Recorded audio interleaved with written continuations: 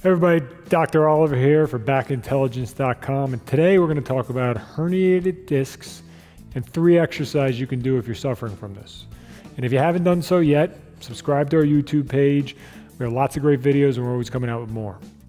So we've talked about this before, but herniated discs essentially are when the disc, which is the little separator between the vertebrae of your spine, herniates. So you can think of your disc like a jelly donut. The inside is jelly-like material, the outside is firmer. But if you're to squish down on the donut, what will happen or can happen is you can get a herniation. That's where the jelly starts to come out.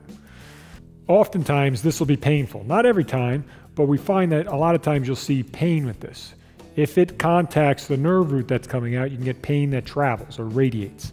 If it occurs in the low back, you're going to get it down the leg typically. So if you're experiencing pain from a herniation, you may feel pain that radiates down your leg, or you might just feel pain that's concentrated to your low back. So we're going to go over a few things you can do to try to alleviate that. It is really important with all exercises you do when you have a herniated disc. If anything you're doing increases pain that travels down your leg, that is a bad sign. You should avoid that exercise and not do that. If you can't find any exercises that don't cause pain down your leg, you should get evaluated by a professional to make sure you're doing the right things. So we're going to go over 3 exercises you can do if you're dealing with a herniated disc to see if it will be helpful to you. So the first one's going to be the most basic one we do for a lot of low back issues is the cat-cow. It's good at lubricating the discs and get things moving. Then we're going to do the half cobra or the prone press up. Then we're going to do just isometric, squeezing something to turn on your deep muscles. So let's go through those exercises and see if they're good for you or not. All right, so we're going to go through that cat-cow exercise. Now with a herniated disc, generally people are in more pain. And again, you might have pain that's going down your leg. The thing to avoid generally with herniations and generally with disc issues is flexion. So we need to get to the ground. You want to avoid kind of bending down to get down there because again, you're going to cause maybe more discomfort. So what we're going to do is we're going to have Leon come in. He's going to stand here, face in that direction, and you're going to assume a split stance. Okay, it doesn't matter which leg you choose, but pick the one you feel most comfortable because you're going to lower yourself gently down to one knee. Again, you're avoiding flexing in your low back. Then you're going to slide the other knee down. Again, I'm not moving here. Very slowly sit your butt to your heels, and you can put your hands on your legs, and then you can slowly crawl yourself out into that cat position. So again, he's going to assume a position with his hands under his shoulders, knees under his hips. This position should not be painful. You should be relatively comfortable being in this position once you get down here. Just be really slow getting there. Then we're going to go through the exercise. Most of the motion is going to come from his pelvis and hips, and he's going to be really slow and methodical. Again, if you are suffering from radiating pain or pain that's traveling down your leg, that's the thing to monitor. If you feel increasing pain with this, stop the exercise, reduce the range of motion. It may not be good for you. So Leon's going to start by just kind of gently tucking his pelvis. Again, we want to avoid lots of flexion. So you may notice as you tuck your pelvis and start to go up into that cat position, it's a little bit uncomfortable. Don't push deep into that position.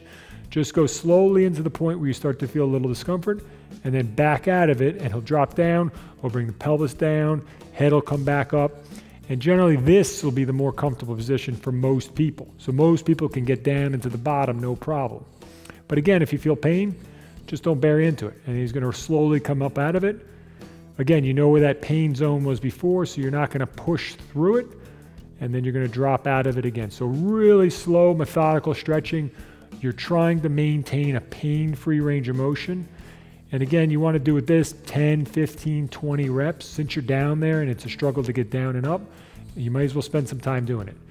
So we're really just being slow. You should hopefully notice over time, whether it be you do it several times a day, over a few days, you see the range of motion actually improve and your pain decrease. But again, any increasing pain into your leg, stop doing the exercise. It's not a good one for you right now. You may have to try it in a few days. All right, so we're going to go into that second exercise we're going to do for those herniated discs. So after you do those cat-cows, hopefully they felt good and it felt semi-relaxing, and you can move into the next one. So you're going to go back to your knees, and then you're basically going to lay yourself flat on the ground. Be really slow getting down there because, again, you're in pain, so we want to be slow and methodical. He's going to get down.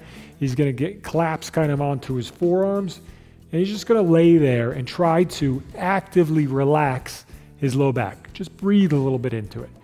This should not be very painful. If it is and you cannot relax your back, then you should not progress on to what I'm about to say. You should get out of the position, but just sit there and just breathe and consciously try to relax. It may take you 15, 20, 30 seconds to get your back to relax.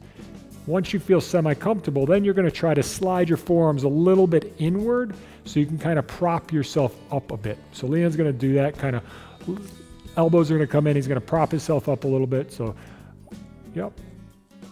So you can see he's arching his low back a little bit and he's maintaining that position. It's really important.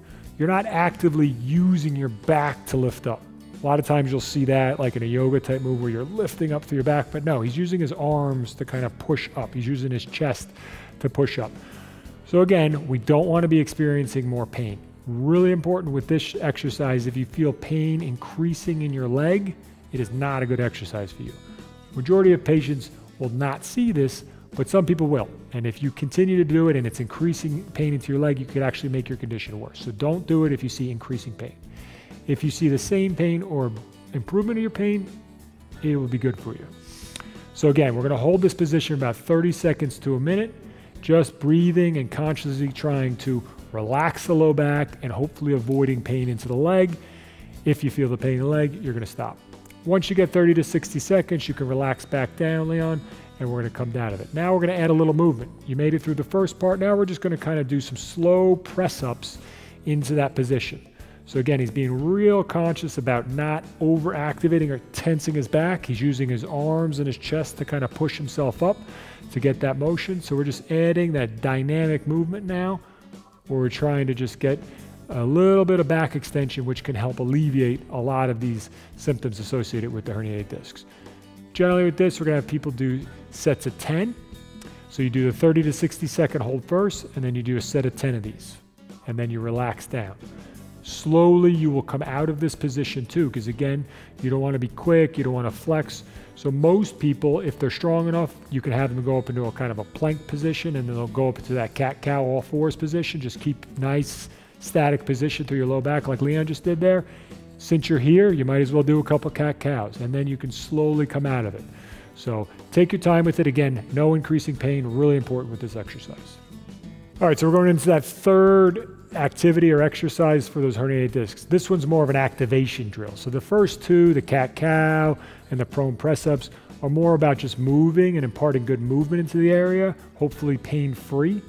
This one's about turning on muscles. So we generally see people, with these herniated discs and these really severe situations to be deconditioned in those areas. So if we can turn on deep pelvic muscles and deep core muscles, you may see a good relaxation effect in the low back muscles that are really tight. So this is super basic exercise. So you're going to get yourself on your back, nice flat position, knees are bent, feet on the floor. And all you're going to need is something that you can squeeze. So we got a foam roller here. It's a full length one. You could use a half length one if you want.